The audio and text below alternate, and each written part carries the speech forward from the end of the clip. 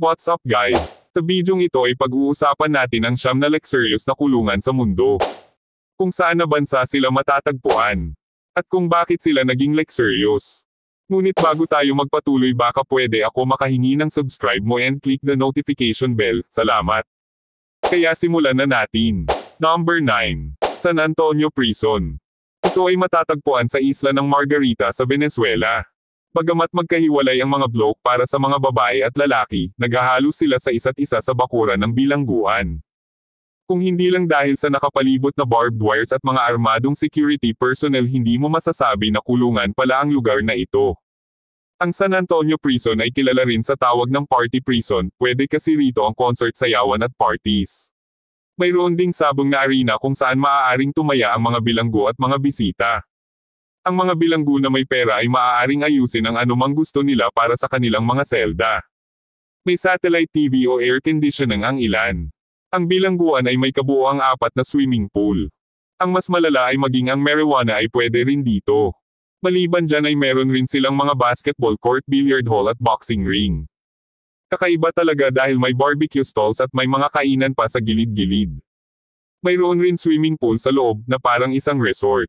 Ayon sa isang preso na Ricardo, isang drug trafficker, ang nagsabi sa reporter ng SBS Dateline na si Giovanna Vitolo kung gaano sila kahusay. Nakahanap ako ng restaurant, nakahanap ako ng lugar na may inihaw na manok. May mga lugar para uminom. Ito ay hindi tulad ng isang bilangguan, sabi niya. Di nakataka-taka na kadalasan sa mga inmate dito ay parang ayaw ng lumabas. Number 8, Bastøy Prison, Norway. Bukod sa makikita mo sa Norway ang Aurora Borealis. Kung makukulong ka man lang siguradong papangarapin mo ang mapunta sa Norway sa bansa kasing ito, makikita ang ilan sa pinaka-luxurious na kulungan sa buong mundo. Ang bilangguan ay nasa isang isla na may sukat na 1 milya kwadrado at nag-host ng 115 bilanggo na may kawani ng 69 na empleyado ng bilangguan. 5 empleyado na lang ang natitira sa isla magdamag. Nai-enjoy ng mga inmates dito ang iba't ibang leisures.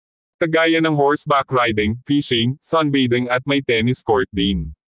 Ang bawat isa sa mga preso ay may kanya-kanyang cottages na magsisilbing selda nila upang maiwasan ang overcrowding. Ang isla ay mayroong prison farm at dito nagtatrabaho ang mga inmate. Ang mga bilanggo ay kumikita din ng humigit kumulang $8 sa isang araw sa iba't ibang trabaho na kinabibilangan ng pagtatanim ng pagkain, pag-aalaga ng mga kabayo, pag-aayos ng mga bisikleta, paggawa ng mga gawaing kahoy, at pagpapanatili ng mga pasilidad ng Bastøy Island.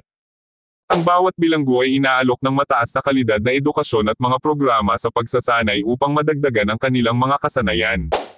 Sa kanilang libreng oras, ang mga bilanggo ay may pagkakataong bumisita sa simbahan, paaralan, o aklatan, at maksali sa mga aktibidad sa paglilibang tulad ng pagsakay sa kabayo, pangingisda, at tennis.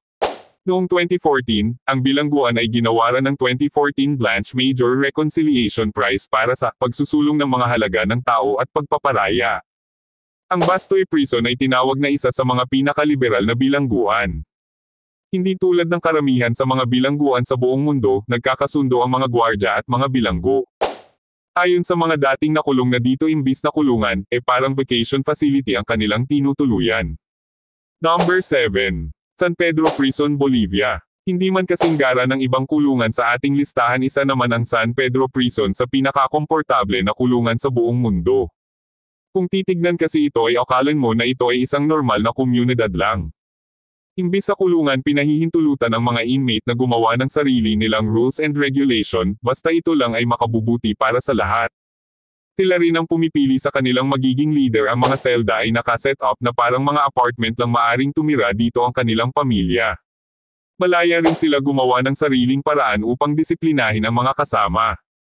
Number 6. HM Prison, Berwan. Ang kulungan ito ay ginastusan ng halos £250 million bago ito opisyal na binuksan noong 2017. Ito ay isang category C adult male prison na makikita sa UK, nasa 21,000 inmates ang kaya nitong i-handle.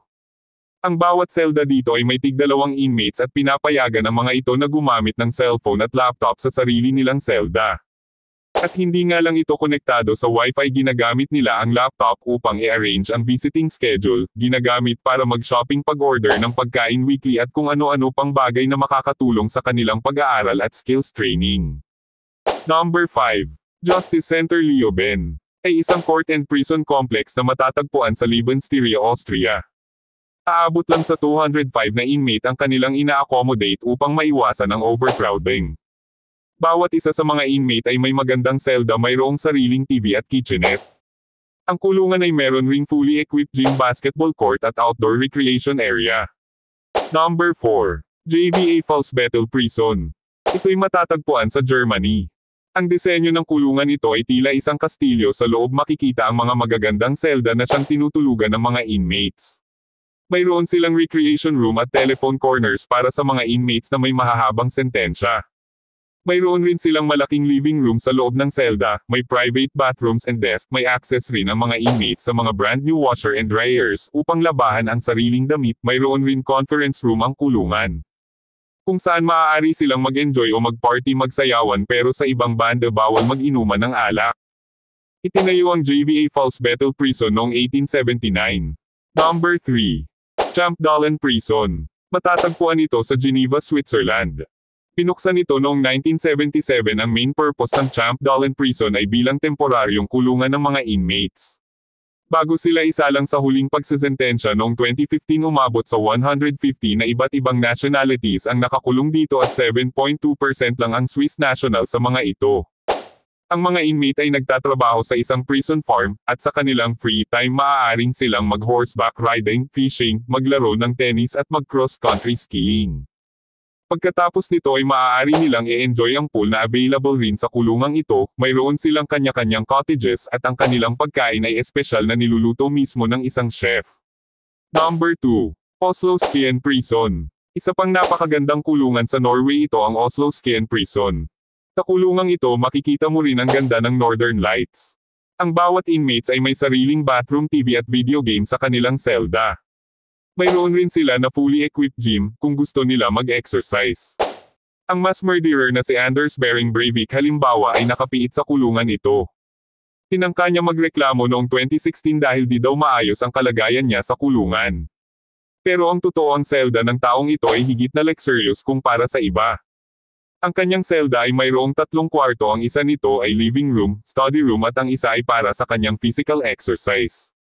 Mayroon rin siya ng TV, computer na walang internet access at isang gaming console. Nagluluto rin siya ng sariling pagkain at may sariling laundry washer.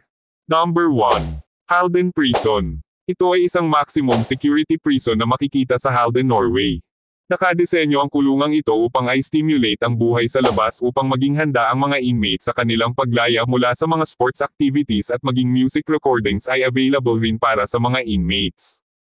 Ang mga staff na nakikisalamuha sa mga preso ay hindi armado upang makabuo ng sense of community. Ang bawat preso ay mayroong komportableng quarters para sa kanilang privacy. Mayroon rin skill building classes, recording room na may nakastock na mga TV shows, movies at mga video games. Bukod pa rito ang basketball court, fully equipped gym at musical recording facility ang bawat selda, at may laki ng 10 square meters, at sa loob ay mayroong flat screen TV, desk, mini fridge at sariling toilet at shower. Ang bawat 10 hanggang 12 na selda ay nagsi-share sa isang common area na may kusina at living room.